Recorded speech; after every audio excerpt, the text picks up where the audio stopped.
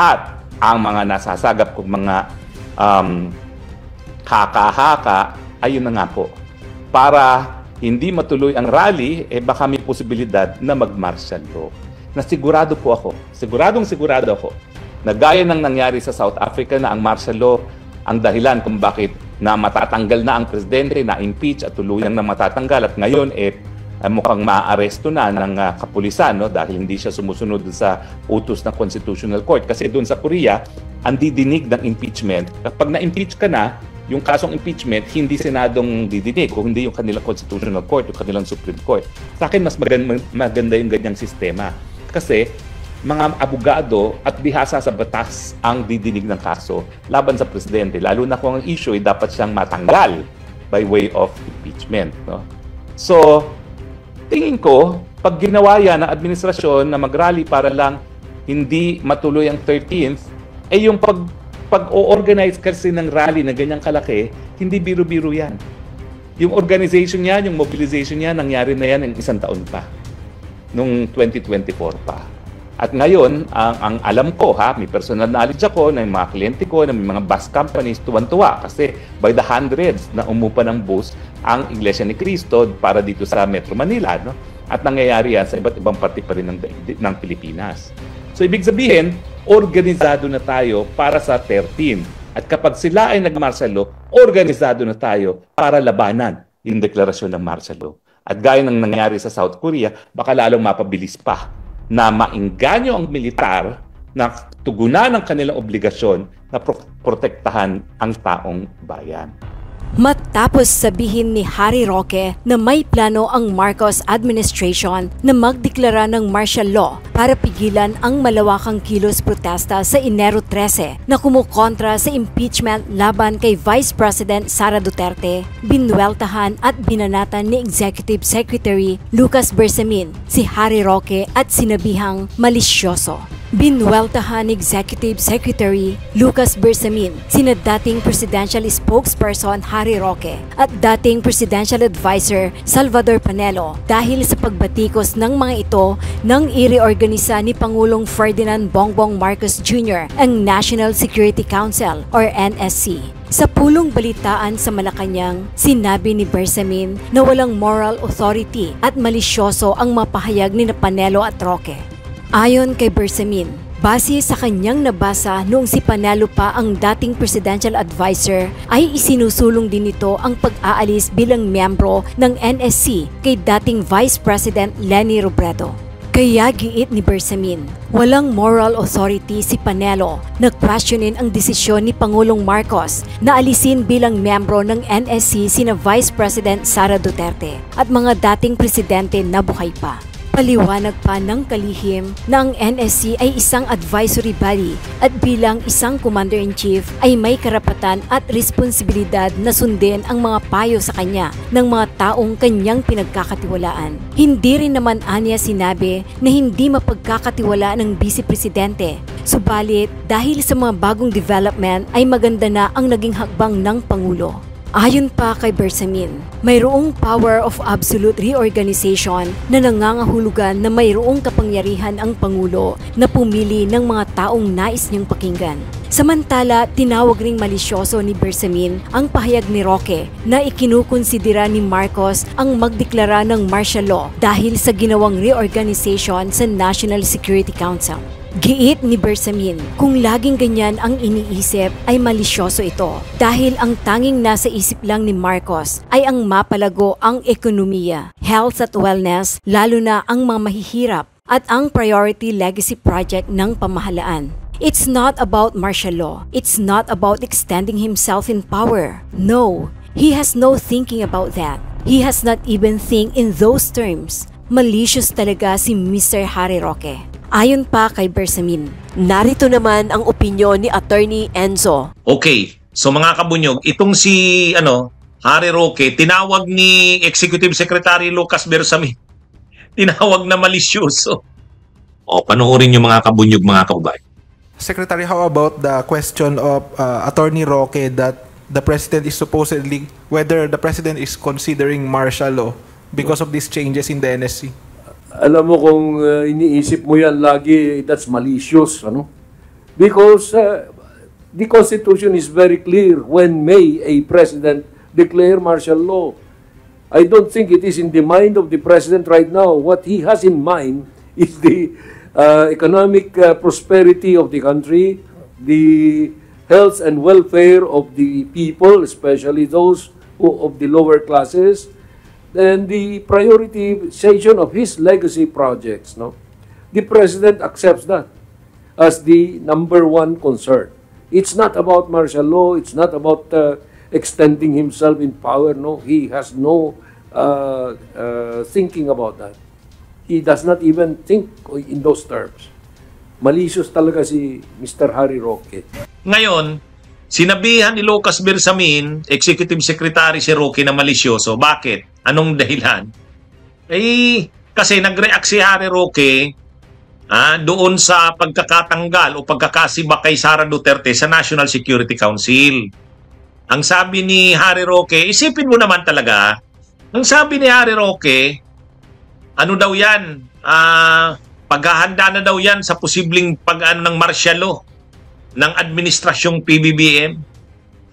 Kasi sabi ni Harry Roque, ganyan daw ang ginawa noon ng matandang Marcos noong panahon si Ferdinand Marcos Sr.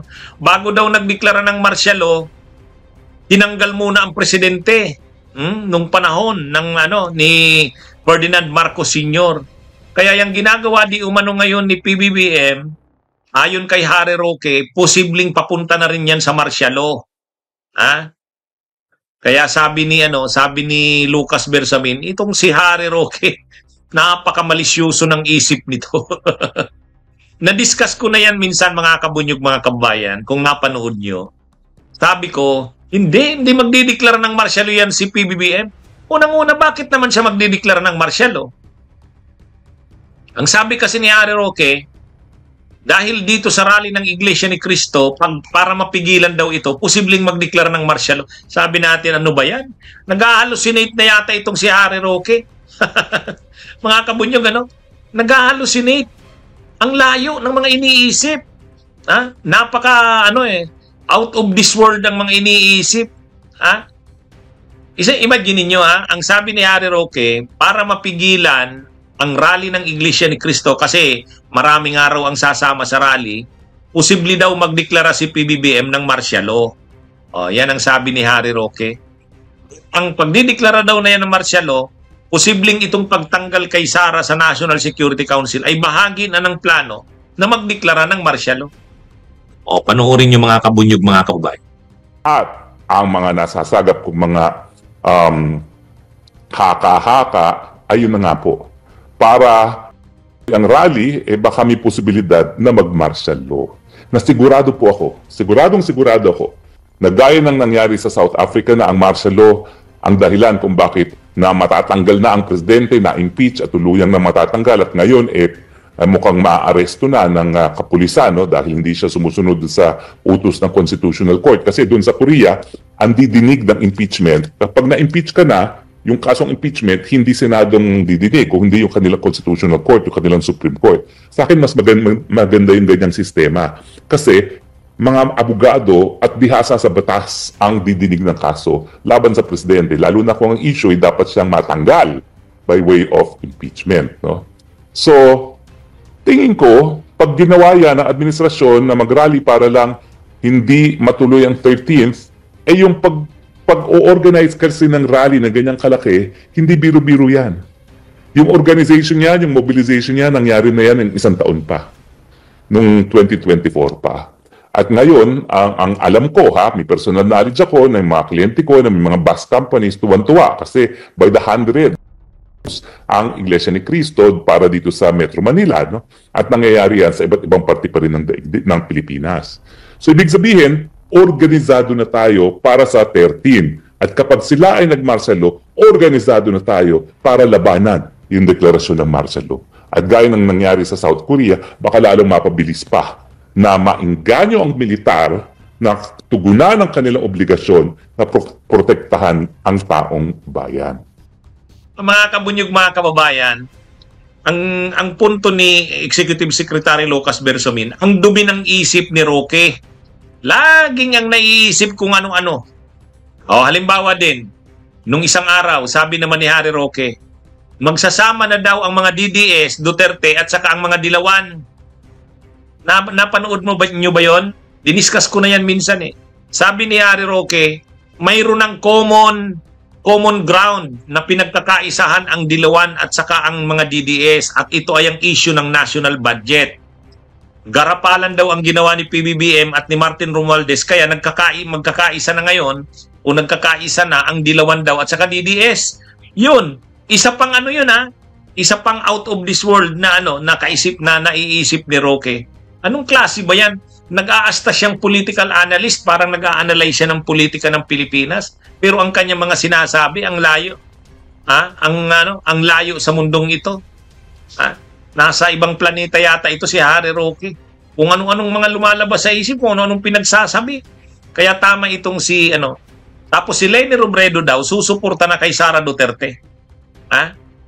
Susuporta na daw si Leni Robredo kay Sara Duterte. Sabi ni Harry Roque, magsasama na daw ang mga DDS at Dilawan. Imagine niyo yan. Tapos ngayon, ang sinasabi na naman ni Roque, dahil may rally ang iglesia para mapigilan, posibleng magdeklara si PBBM ng martial law.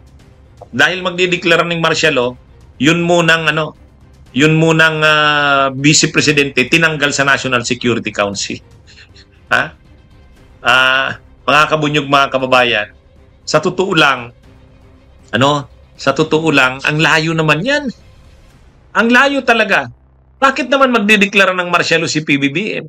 Wala namang kaguluhan sa bansa. Dahil lang magrarally ang Iglesia ni Cristo, magdideklara ng martial law. Sos naman, Roque. Tama naman si Lucas Bersamin. Malisyoso naman ang isip mo. Malisyoso. Hindi mo na malaman dito kay Harry Roque kung ano bang nito. Nasisiraan na yata ito ng bait. Mga kabunyog, mga kababayan. Kagagawan niya rin yan eh. Ang ganda ng buhay na ngayon, anong nangyayari sa kanya? Nasa ibang bansa, nagtatago doon. Kapag tinuloy-tuloy na yung kaso sa kanya, kasi na yan, posibleng lumabas na ang resolution ng Department of Justice doon sa kinaso sa kanyang qualified human trafficking. Pag lumabas yon, may warrant of arrest na yan si Roque.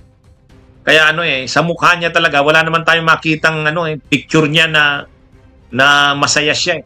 Laging nakasimangot, talagang makikita mo na Anyway. Yan, mga kabunyog, mga kababayan. Kinumintaryuhan ni Bersamin. Durog si Roque. Panelo, wala ka raw moral authority para magkomentaryo. Panelo, yan ang sinabi ni yan mismo ang sinabi ni Executive Secretary Lucas Bersamin. Hindi galing sa akin yan. Kasi yung komentaryo mo raw yung komentaryo mo, Panelo, na mali yung desisyon ng presidente na i-reorganize ang NSC o National Security Council at tanggalin ang vice presidente doon, sabi mo ill-advised yun. At saka dirty politics. Sabi ni Bersamin, Executive Secretary Lucas Bersamin, wala kang moral authority, Panelo. Anong masasabi mo dyan, Panelo? Mga kabunyog, mga kababayan. Hindi, ganun talaga yung pagkakasabi ni ganun talaga yung pagkakasabi ni Executive Secretary Lucas Bersamin. Sabi niya, naalala niya daw, sabi ni Lucas Bersamin, naalala niya na nung panahon ni Duterte, si Panelo ay nag-advise mismo kay Presidente Duterte noon, kahit nung Presidente pa si Duterte, kasama si Panelo sa nag-advise, natanggalin sa gabinete si Leni Robredo. Tapos ngayon, sasabihin niya na yung desisyon ni PBBM natanggalin din sa NSC, National Security Council, si Sara Duterte, ay sasabihin niyang dirty politics, sasabihin niyang ill-advised, ang sino mang nag-advise kay PBBM na gawin yon ay ill-advised daw ang presidente. Tama. Tama, sabi ni Executive Secretary Lucas Bersamin, Panelo, wala ka daw moral authority para magkomentaryo ng ganyan. Panelo, wala ka daw moral authority.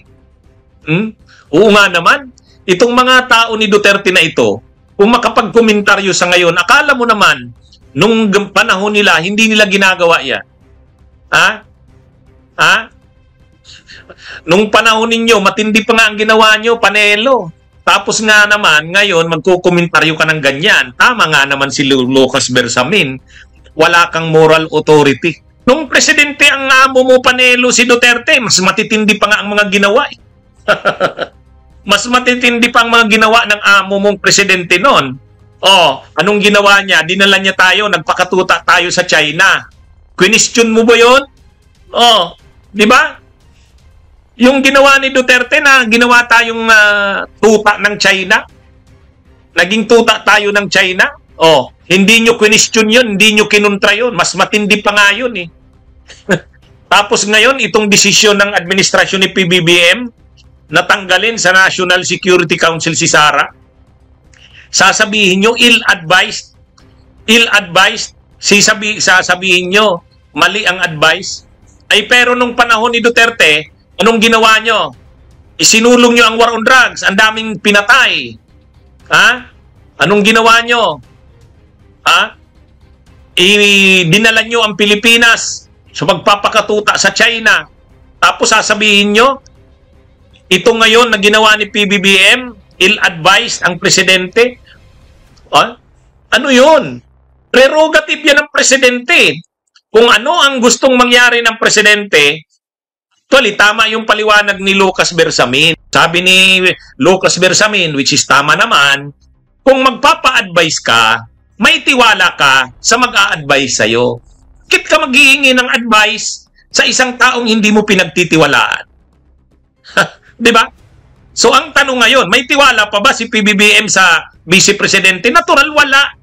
O bakit mo siya gagawing member ng National Security Council na wala ka namang tiwala sa kanila? Advisory body nga eh. Di ba? Advisory body. At saka, wala ka ng tiwala kasi espiya ng China yan.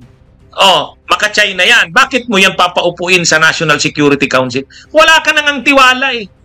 Oh, prerogative yan ng presidente. Kung sino man ang hihingan niya ng advice. Kaya kung sa tingin niya, ito, wala akong tiwala dito. Pwede niya bang alisin yan? Pwede. Prerogative niya yan eh. Di ba? Oh, itong si Panelo, parang hindi abogado. Parang hindi abogado. Sa bagay, ang tinuturo niyan, civil law, saka criminal law. Ha? Ang mga tinuturo niyan, criminal law. Tama. Oh, o nga pala. Si Panelo nga pala, ang master niyan, criminal law. Eh, itong si Lucas Bersamin, dating Chief Justice yan eh. Ha? Dating Chief Justice yan. Mag-subscribe at i-click ang notification bell para sa mga susunod na video updates. Maraming salamat po.